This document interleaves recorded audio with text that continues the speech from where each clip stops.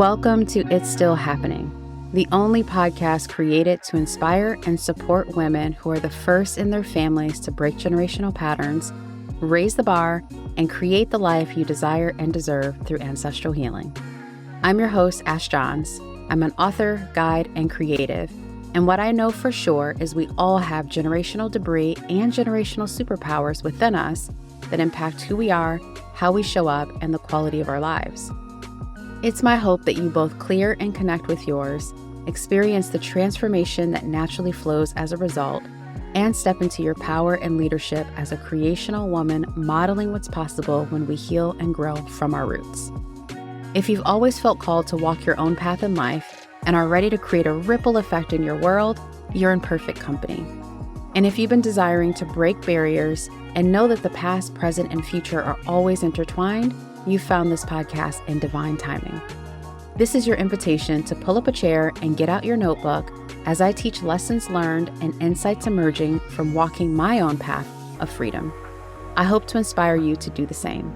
Let's get into today's episode. Hey, everyone. Welcome back to the podcast. I am trying to get comfortable in my little hammock chair. Yeah, it's a hammock chair. And once you get settled in it, it's so comfy. I could hang out here all day. But getting into it, it's one of those things where your fingers are like going through the netting and like, you know, the laptop is like sliding around. And I'm like, oh no, will this work? I want it to work, but it's working. So I'm settled. And today's episode is so overdue. I can't believe I haven't actually recorded this yet in any of the previous seasons. Maybe I was going to get to it in season 2, but it feels so right and so necessary to have this episode so that I can actually send it to people over and over and over again, because it's one of the questions I get asked all the time, or rather experience, something that I experience often in my work, where it's quite simply misunderstood, which a lot of us walk with a wound, a fear, a resistance to being misunderstood, and I am no different. It's something that's actually, for me, very much so a past life experience that I look to fully metabolize out of my system in this lifetime, and that's a work in progress. It's coming along very well, let me tell you, but it has been a work in progress. And so being able to have this one episode to refer back to and to share with y'all over and over and over again, those who are listening, those who will find this in the future, is going to be wildly beneficial for all of us who are called to this ancestral healing path, or even just exploring ancestral healing as a modality and as a lifestyle, a way of being that supports you in creating a life legacy and contributing to your lineage in a way that you love. And what's so interesting is it's actually, I believe, I haven't fully read all the astrology, but I took a quick glimpse this morning as I was checking, the socials and things. I think today Mercury has entered Pisces, which the date that I'm actually recording this is March 2nd, I believe. Today is the 2nd. And I do have a special episode coming up that I still need to record, because if those of you who are listening, you might have known I just had a birthday and there's some reflections I want to share with y'all. But back to this. I do believe that Mercury just went into Pisces. As you may or may not know, I'm a triple Pisces, but what I know you do not know, because I don't talk about it very often, is that not only am I a triple Pisces, but my Mercury is in Pisces. This is the reason why I communicate off of energy. It's the reason why I have such a creative approach to communications. In addition to actually having diplomats and communicators as ancestors in my lineage. And it's the reason why my communications really are something you need to open up to receiving and feeling as a transmission, as opposed to words. Like oftentimes I'll create my own meaning for a word, even though I know by definition that's not. It's actual etymological sentiment, or like the definition of it. There we go. Just say it that way. But in the way that I use the words and the way that I put them together and the energy that I deliver them, it completely works, right? So a lot of times when Mercury is in Pisces or in other signs, but in Pisces in particular, they talk a lot about not explaining yourself and finding other ways of communicating because Pisces is such a spiritual, etheric, you can't grab it, it's fluid. And oftentimes we will feel like we can't find the right words to say what we're trying to say. I have that all the time, but it actually makes my communications more effective and more connective simply because I was actually born in a time where Mercury was in retrograde in Pisces. So I find it to be a very open communication, like a very effective. Like there's a billion different ways I can say the same thing and it will reach your heart, your soul, your mind, your spirit, and penetrate into creating something amazing in your life and world. So I really love that this is happening. I did not plan for it, but per usual, I'm always living in alignment with the stars, just as you. And so writing down some episode notes was so easy for me. It felt amazing. So how about we get right into it, right? Okay. First thing is the meme that comes to mind. There is a meme, and you probably have seen it. And people, obviously, that's what memes are. Like they create their own versions of it over and over and over again to articulate whatever they're trying to articulate. I love looking at memes. I like to chuckle at memes. I am not a meme creator. I'm not really a meme sharer. It's just something that I enjoy on my own, like casually. But there is a meme that has been floating around for quite some time that talks about like we are not the same. And a lot of people use this with dating, like you're in their DMs. I'm the person that they dream about. We are not the same. Da da da da da. Anyway, that meme actually comes to mind as it relates to how I feel about ancestral healing. There are so many people who hear about ancestral healing now, and then when they meet me or they hear about me on a podcast or however we cross paths, they start to express how they feel about my work and how they appreciate my work and how amazing my work is. And, they're so grateful that I'm out here doing this kind of work, but they've also never actually experienced my work. They just think they know what this is. Or even worse, they start to describe what they think my work is to me. And I'm like, that's not what I do at all. And so that meme of like, all ancestral healing is not the same. You're over here trying to just connect with your grandma and light a candle or just appreciate where you come from in general, where I'm over here helping you completely repattern, reprogram your life, have an impact on your legacy that ripples forwards and backwards with them, like directly with them in relationship with them. It's a completely different experience. And for a while, I used to get so annoyed. Again, that whole misunderstanding wound.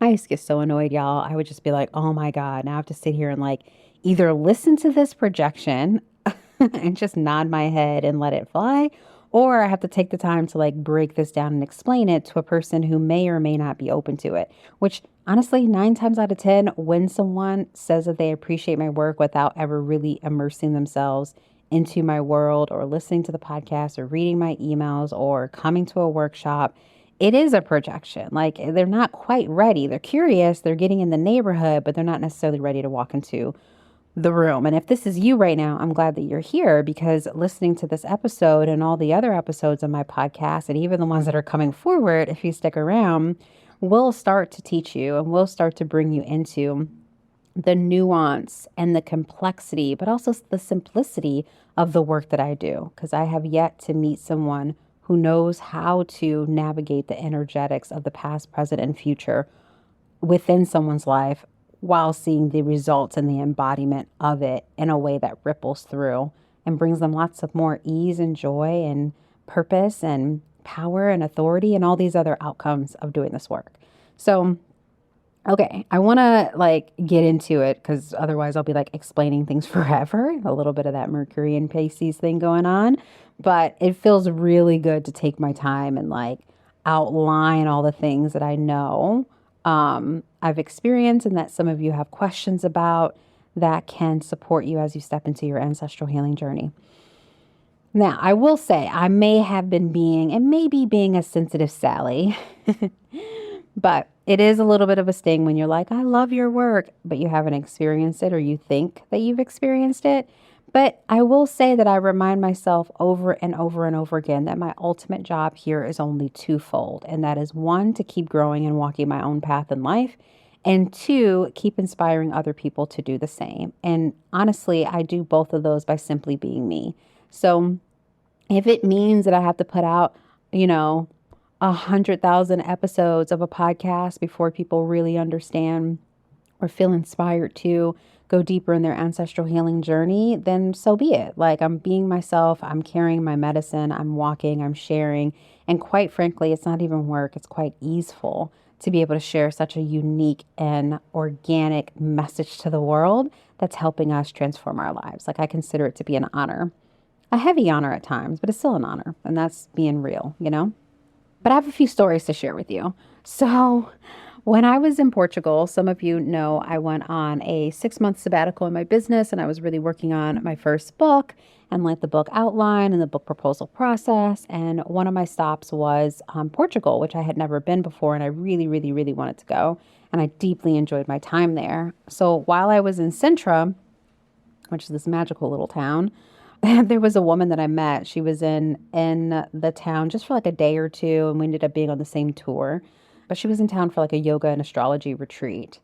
And it's so interesting because she was at the beginning of her spiritual and personal development slash awakening journey, and started telling me a bit about her story and like who she is and why she feels inspired. And so I just normally let people share with me, and then I will, if invited, if it feels good, or if they turn the attention to me and ask me, what do you do? Why are you here? And I'm like, oh, I'm a writer.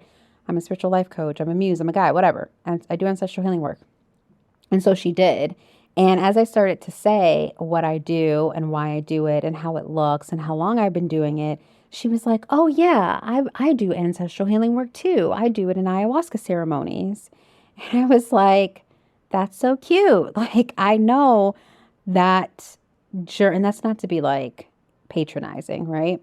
But like, I remember the experience of opening up to ancestral healing and really remembering, being at the beginning of my remembering and ownership of what I knew about ancestors in the spirit realm and how they impact me through ayahuasca and plant medicine. Like, it is usually like, it's funny to say it this way, the gateway drug of like conjure and ancestor work is an entity, a spirit, an ancestor, a guide, an angel visiting you, elemental spirits visiting you while you're under the beautiful plant's guidance and healing, because grandmother plant is very, very wise and is a great connector. She will always bring in the spirits and energies that you need to support you in the journey. That's the whole point of taking the medicine in, right? Is to purge, open up, clear, fast forward, shift timeline, so on and so forth. However, it's often the beginning, because of what I've noticed a lot of times is in that particular awakening journey, a lot of people have a hard time embodying the medicine and the wisdom and the healing that happens in the journey. And this is not a knock on plant medicine at all, y'all. Or it's one ancestor or guide who's come forward telling you something about yourself, but it doesn't include all the other ancestors, all the other energetics, all the other conditioning, all the other programs that are playing out inside of you because of them. Like, all of the ancestors have a role in supporting you and being the woman or the human or the person that you're called to be in this lifetime as you take ownership and authority of your role. Like, there's a relationship between the two. So misconception number one about ancestral healing I get all the time is someone thinking that she's already done ancestral healing work before because they've already connected, or she's already connected with ancestors. Oftentimes through plant medicine, oftentimes through Kundalini awakening journeys, oftentimes through hypnotherapy or a Reiki session or energy healing, or even a tarot card reading, where they're like, a medium is also a reader or a tarot card reader. And they're like, hey, such and such is coming through and they're telling you about this. Like, the misconception of I'm already doing ancestral healing in the way that you do it, Ash, because of this experience, as opposed to, ooh, I've had this experience. What do you know? And what are you talking about ancestral healing? Do I feel called to your method as a form of deepening and expanding and supporting me as I heal these ancestral and generational wounds, step into ancestral gifts and power, step into embodying my greatest, most empowered, self-mastered self, right? More of the second is what I'm calling into the community and into this work, less of the first of like, oh yeah, I'm already doing that. You know what I mean? And I love it. I get why we do that. Like we're often as humans looking for, what do I already know? What is similar to where I am in life that I can relate to and connect with and make me feel safe, as opposed to looking for the new information, the new opportunity, the new, or rather the gap that needs to be filled and can be filled by this person, such as myself, that you're meeting, right? So misconception number one, there are many different ways to do ancestral healing. If you have had an experience with ancestors or a guide or someone who is from your lineage or claims to be from their lineage, that is awesome. And there is more and more that'll be incredibly beneficial and supportive to you in your life and in your calling. Another misconception I want to bring up is this victimhood thing. And this one's really, really, really good to me. It's one of the reasons why I actually do the work, because all of us, regardless to how you identify, has some form of a victim wound, a victimhood wound. And that is because there are things that have happened to us in our own live life. There are injustices that have happened to our ancestors or in the past, and all kinds of things, injustices to the land and the land that we live on. You know what I mean? And so when wrong things happen or hurtful things happen and it's not metabolized out of the system, and you feel that there's an injustice that's been done that has not been made right when you were wrong, that energy will stay in your energy body. And we share our energy body with our ancestors, and they share their energy body with us. So I kind of noticed this not only with my clients and not only with myself, like moments where I felt I was in victimhood, and I definitely was. It was being on like all these high vibe podcasts, like everyone that's like, raise your frequency and like receive what you want and manifest, manifest, manifest. Like I was on a couple of those podcasts, and the host would be all about what I was talking about and what I was sharing as it relates to whole lineage healing and doing ancestral healing in my method, until I started talking about the nuance and the intricacies of the work and how it's far more than connecting with your grandma or just doing ancestral reverence in your life. And like when I started kind of breaking down this parsing through experience and like being able to see the wounds of the past and how they affect you now, they always kind of like tried to call me out and be like, oh, it feels like an energy of victimhood, you know, like blaming other people for who you are. And I was like, that's like the hugest misconception. Is hugest a word? I feel like it is. Biggest, hugest, ginormous, largest ever misconception of ancestral healing is that you're being a victim to your lineage or a victim to your family or a victim to your circumstances. It's not that at all. In fact, staying unconscious, staying in an unconscious relationship with your ancestors and your lineage and what you've inherited from the past keeps you in victimhood, even if you don't know it. Like your world and your life could look exactly how it is, but I promise you, if you're not doing this work and you haven't done this work and you haven't had insight into this work at the level that I do, it's showing up in your life some way, some form. You know, I think this is the reason why we have this huge movement around the patriarchy and like hating men and, you know, all of this like stuff around the relationship between men and women right now, because we women have moved into an energy of accepting and embodying and identifying with the victimhood that patriarchy has inflicted or shared or created. I don't know the word I want to use there, but you kind of get the vibe. It's like because men have been in power and creating structures and organizing and protecting and trying to like invoke or infuse their energy in the way that they see the world on the world, we have forgotten that we also have power, that we are the influencers. If men are doing all of this, yes, for their egos, but their egos are fed by having the best woman, so on and so forth, like providing, like doing, like serving. We've forgotten that we have a key role in influencing the way that men interact in this world. And I'm not going to take that super duper far in this particular episode because that's for another day and time. But when I think about a victimhood, when I think about women, when I think about healing our lineages, when I think about becoming the woman that I'm meant to be and I am being, and that you may be called to be and are being, this is about remembering things in our lineages that have been forgotten, right? This is about overcoming the patterns and the ways of existing that right now culture and society wants to put a label on, calling everybody a fucking narcissist all the time and like all these things. And it's like, cool, we've pathologized people. We understand what's going on. We've labeled it. We can describe it.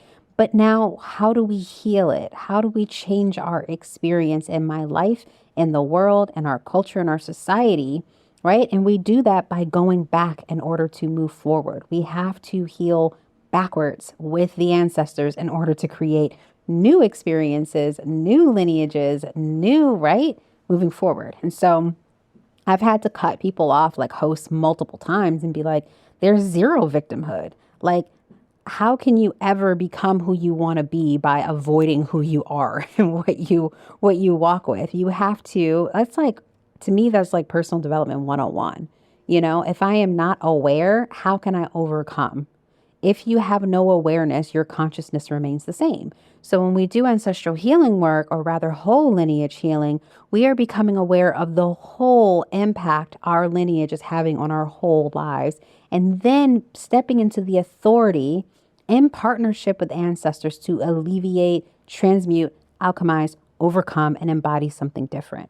If that's not the ultimate self-mastery process, I don't fucking know what is. Because in my opinion and what I've experienced and what I've also been taught is that, and witness, right? All these different ways of knowing and validating that this is true. We have a soul that comes from God and other galaxies and other places. And we also have the family that we have chosen, the human family. And so when we have the physical aspect of ourselves merging with the soul aspect, there is a relationship and a negotiation that comes. We can't say that, okay, based on who I am as a star seed, I have no responsibility to my ancestors and my bloodline on this earth and on this planet. No, you're human for a reason. So that means your soul, your star seed self, your sparkly, your alienness, plus your humanity is going through a process of embodiment and becoming and having an impact and moving through this human experience for a reason, right? So I find that to be so interesting when they're like, oh, it seems like so victimhoody. And I'm like, not at all. Actually, it's incredibly empowering. Why does understanding where you come from and taking responsibility of that with the people who created it, who experienced it, who survived it, who were impacted by it, who participated in it, how is that victimhood? It's actually true leadership, in my opinion, right? So that's misconception number 2, that ancestral healing is victimhood, that you need to just leave the past in the past and just vibrate higher and create the reality you want to create and manifest what you want to manifest while ignoring all the other things that created incongruencies in your energy field in the first place. Makes no fucking sense. But okay, y'all, I'm going to get off my soapbox. Actually, I'm not, because this is my podcast. And I really love that we finally get to say that. And I hope it makes sense. You know, there is a balance to this. We are definitely not going to ancestors to be like, solve all the problems. And this is all because of you guys that have no responsibility. No, we are the leaders right now. We get to create what we want, but we do that by working with the past for the future and for the present. There's a process here. Misconception number 3, I think I've already kind of said this, but it truly is you don't need to look back in order to move forward, just like vibe high and go forward. You will manifest what you want, but it won't feel how you want. You'll still experience or manifest experiences that essentially create the realities that you don't want. So I see this all the time. It'll be like, I have to keep surrounding myself with what I do want in order to avoid what I don't, which in some ways is kind of smart energetically. But in other ways, I personally want to be the person where no matter where I go, I'm always the same person. Like I am so aligned with my soul's calling and so rooted in my ancestral inheritance and power and support that it doesn't matter who I'm around. I'm not like wavering and being triggered and like all these things. I'm so solid in my call, my role, my purpose, my energy, my presence, my magnetism. It doesn't matter who I'm around. And to be honest with you, I've kind of always walked in that way. Even before I got even deeper into my work, I've had friends of all different backgrounds. And wherever I go, people are asking me to come back based on who I am, because I am rooted in who I am and what I'm here to do. Okay, misconception number 4, because I kind of went on a little bit of a tangent there, but hopefully you guys are following and you're vibing with this and it's resonating. Misconception number 4 is that ancestral healing is mediumship. It's all about just communicating with the dead and getting insight from people who've transitioned on and are in the other realm, which there is an aspect of that, obviously. And if you think that you're not a medium, I would argue that you are. Everyone has some form of mediumship in them, right? We all have an ability to sense spirit, feel spirit, even if you're disconnected from it or you haven't really exercised that skill or opened up that gift in the way that it shows up for you. Because not everybody's a seer, not everybody's a speaker, not everybody's all these different ways of experiencing mediumship. But it's really not about that. Like, to me, whole lineage healing isn't about being a medium and speaking with the dead. That's just one aspect of it. It truly is about parsing through what serves and what no longer serves from your lineage that can support you in creating the life and the legacy and the lifestyle that you deserve, that's going to have a positive impact on this world and move us forward in the collective consciousness of this planet. Whether that's in your day-to-day life or even if you have a huge, amazing platform, right?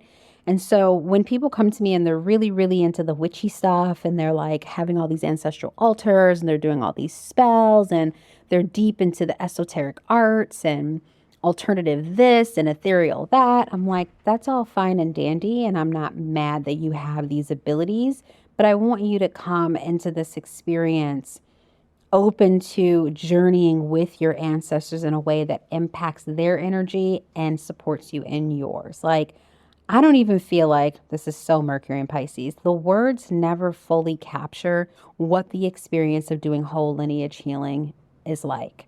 Like, you truly have to experience it to know it for yourself. And this is another reason why I had to come back to my own podcast, is because a lot of the hosts, understandably so, like this is what all podcasts do these days.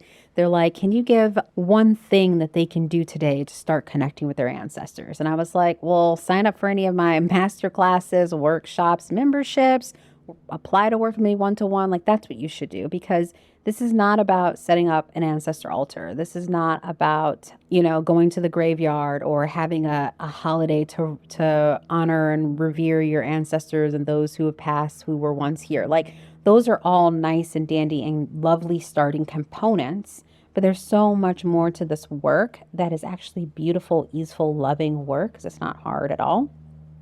That there's no quick fix or like recipe or ritual that you do to start connecting. Like, it's a journey. You're guided. You learn how to connect with your people. You learn the kind of questions to ask them. You learn how to hold boundaries with them. You learn how to have protections. You learn how to ask them to release, ask them to support. Like, there's all these other things that occur in your relationship with ancestors and who you then become as a result. Because that's the thing. It's not about information and then taking action, which is what a lot of people do when it comes to ancestor work. Let me honor the ancestors. Let me let them give me wisdom. And then I'm going to abide by what they say, and kind of putting their ancestors in a certain position in their lives.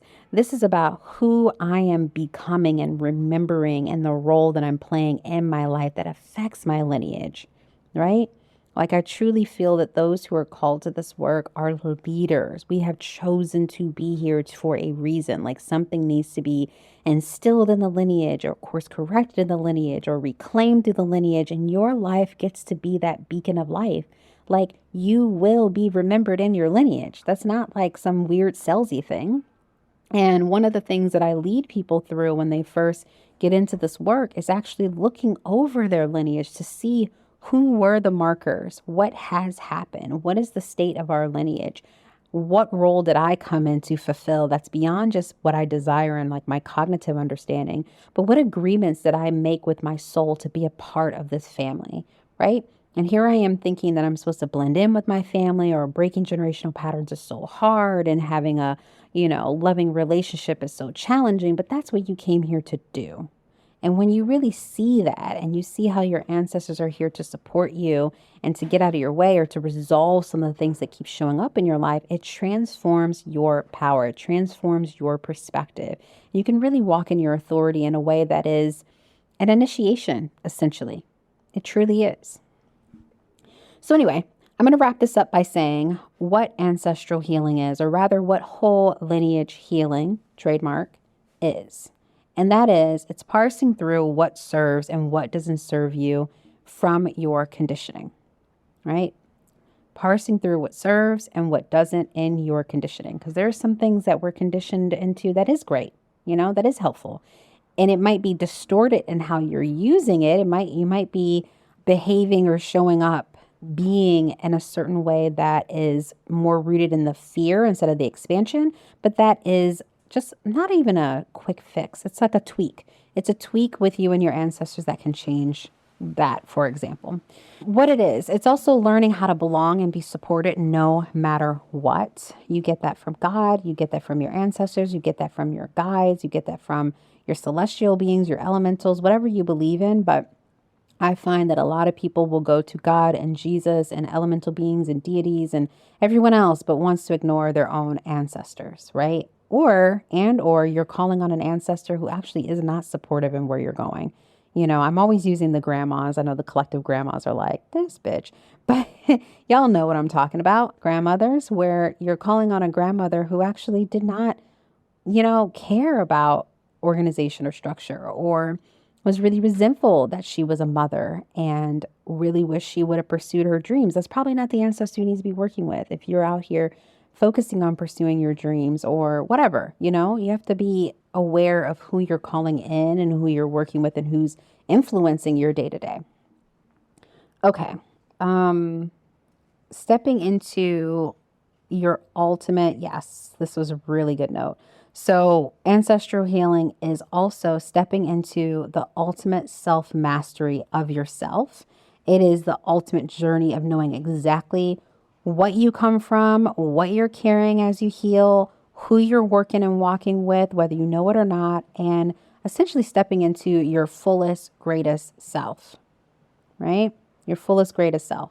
There were things that our ancestors had to settle for that you're just not. And until you do ancestral healing work at that level, you won't see how those different patterns and ways of settling are showing up in your life. Just because you're not settling in the way that the women in your lineage have settled doesn't mean you're not settling, right? It just doesn't look the same.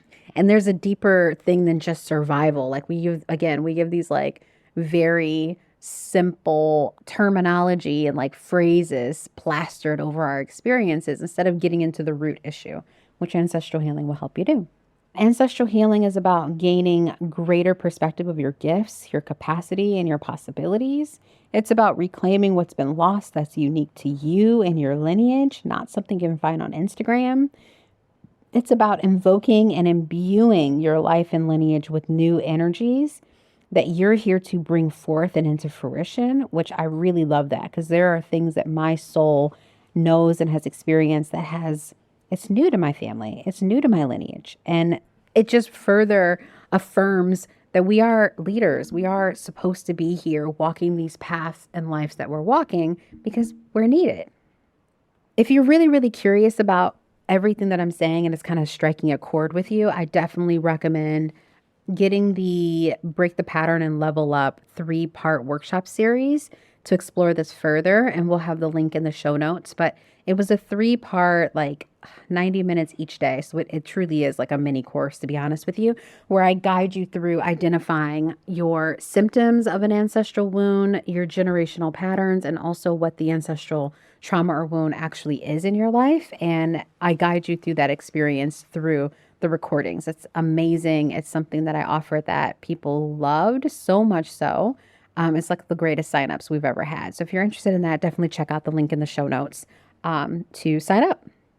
So as I was saying, ancestral healing is essentially self and lineage leadership, right? Like self and lineage leadership, that you are wanting, ready, and willing to make a mark on the world by who you're becoming and who you're being. And that's more than just your actions. It's more than just your efforts. It's more than just what you're choosing to manifest or create in your life. It's truly the energetics that you're walking within and sharing with the world. It's about you learning how to make a mark in relationship with and to those who came before and who are a part of you. That's what ancestral healing is to me and how I work. We're often so focused on what we want to manifest that we're not at all interested in who we get to become for the first time in our lineages and the process of this life that will have a ripple effect moving forward. And I find that to be very, very interesting because when we do think about who we're becoming, like, think about this. What if every woman in your lineage moving forward knows how to have healthy boundaries that are actually expansive and generative to everyone around her, including herself? Like, what if there was no need to have books around holding boundaries? And what if we got to a space where it's not even about holding boundaries? Your energy is your boundary. Who you are either attracts or repels people. That's it. You don't have to sit back and be like, do I need to hold a boundary right now? And I'm not mocking anybody or any of the boundary stuff, but like, just saying, you don't have to think about it because you know you are. It just is. It just is. That's what ancestral healing helps you do. It just helps you be. For me, I am the balanced creational woman who receives all that she wants and needs through her energy and through her being, not through her efforts and not through her doing anymore. Like, I'm not just doing, efforting, trying, pushing, like, done. We've done that kind of manifesting and being already. And now there's a new way of existing that I'm showing, exemplifying, teaching, and guiding women through whole lineage healing. I was actually listening to an author and who's also a podcast host the other day, and I really admire this person. And she talked about how she got where she is today through hard work and through her hard work ethic, because she comes from a single family home where she had a single mother. And in that moment, the light bulb like really, really lit up for me. I was like, oh my God, her story resonated so much. Her story resonated with my past success narrative, that I was like, oh, because I come from this background and I am the first in my family to do, I do it out of my hard work. I do it out of the pride of working hard to make it happen. And I was like, I no longer resonate with that. Like, I have evolved and healed out of my effort is the only thing that creates the life and lineage that I want and the legacy that I want. And that's just not true anymore. It's the woman that I am that creates what I want. The whole part of me. There's moments where I'm putting forth a little effort. You know, I do go grocery shopping. Like, someone would arguably say me recording this podcast episode is work and effort, but to me, it's not. It's me living in my calling. It's me existing in the way that I choose to exist in this world. So it's interesting. I think the words are easy to hear and get behind when I say, let's create what you want by being the woman you're called to be, by having the energy that draws the things to you as opposed to always leading with your effort. I know those words resonate in our ears, and that's easy for us to say, yeah, I want to get behind that. But the embodiment of doing that, of being that, is another story and a completely different experience, I assure you. I understood this conceptually and cognitively and intellectually, but it wasn't until I got into my whole lineage healing and saw my particularly maternal lineage's relationship to work, like how women trusted hard work and their effort more than they trusted their energy and other people around them, and being able to draw on the right people to collaborate and exist with and be in community with, right? So, this is why I say whole lineage healing is an experiential thing. When you step into it and you start parsing through these things that are unique to you and your lineage, you see the world in completely different colors. The words will never capture what that's like. And even my clients say that when they do their testimonial videos. They're like, I mean, I don't think these words even express what I'm really trying to say, but I'm going to try to do my best, you know? And I'm like, I know, girl, I know. All that matters is that you understand it. All that matters is that you embody it. All that matters is that people are stopping saying, gosh, you're different. Wow, you've changed. Like, oh my God, this is who you've always been. Just like more of you. Like, what did you do? How did you shift? And all you can do is smile and say, oh yeah, I work with this lady who does ancestral healing. Or, you know, keep it a secret to yourself, which I don't recommend, by the way. Expansion is really great when you are abundant with sharing how and what you've done or what you've learned, such as I'm doing on this podcast. Okay, I'm going to wrap it up. But, you know, this is something that I was called to since I was a little girl. I've been doing ancestral healing work, and it's looked different, but it's always felt the same over these years. There are some specific stages and paths that we go through on this journey. And I'll be writing and talking about that a little bit here, but I am writing about it in my book, Paths to Freedom.